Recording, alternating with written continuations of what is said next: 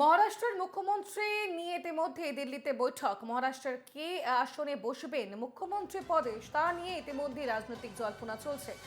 আজ আপনাদের যেমনটা জানাচ্ছি যে দিল্লিতে ফাড়নাবিস এবং শিন্ডে, অজিত পাওয়ার এবং সন্ধ্যা 6টায় শাহের বাড়িতে বৈঠক হওয়ার কথা। তার আগে শাহের সঙ্গে দেখা করবেন বিজেপি রাজ্য সভাপতি বিনোদ তাওরে। তার আগে ফাড়নাবিসকে স্থায়ী মুখ্যমন্ত্রী চেয়ে পোস্টার করেছে। ফাড়নাবিসের বাড়ির সামনে পোস্টার দিলেন বিজেপি কর্মীরা।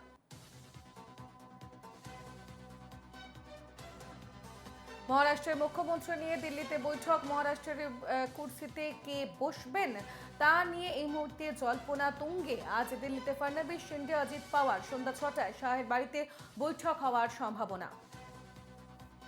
আমাদের সঙ্গে টেলিফোন লাইনে রয়েছেন আমাদের সিনিয়র জার্নালিস্ট বাসব রায়। যাবো বাসবদার কাছে। বাসবদা, একদিকে যখন অবশ্যই বেশ কয়েকদিন ধরেই আমরা দেখছি যে সবচেয়ে বেশি যা চর্চায় রয়েছে যে এই মুহূর্তে মহারাষ্ট্রের মুখ্যমন্ত্রীর কুর্সিতে কে বসবেন, অন্যদিকে যেমনটা জানা যাচ্ছে বিনোদ তাওরে তিনি আজ দেখা করবেন শাহের সঙ্গে। মনে থাকবে আমাদের যে বিনোদ তাওরে দুদিন আগেই ঠিক নির্বাচনের ঠিক আগে তিনি বেশ কিছু কাজে বলা যায় যে কনস্পিরেসিতে জড়িয়েছিলেন। ঘটনা হচ্ছে যে মহারাষ্ট্রের মুখ্যমন্ত্রী ছিলেন একনাথ শিন্ডে।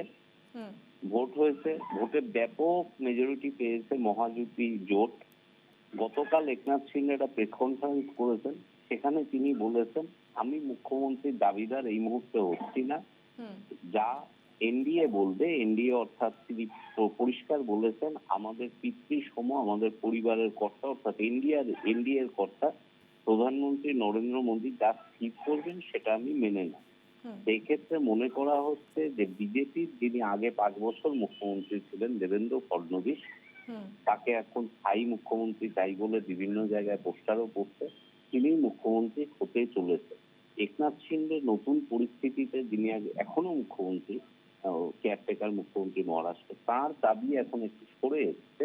সেটা হচ্ছে সূত্রের থেকে আমরা যা জানতে পারছি, একনাথ শিন্ডে নিজের জন্য উপমুখ্যমন্ত্রী ডেপুটি চিফ মিনিস্টারের পদটা চাইছেন না, সেটা তিনি চাইছেন তার ছেলের জন্য। তার ছেলে এই মুহূর্তে লোকসভার এমপি।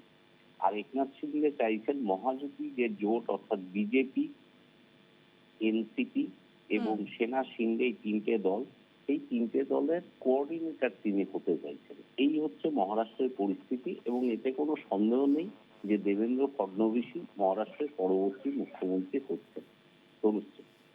বেশ বাসবদা, ধন্যবাদ।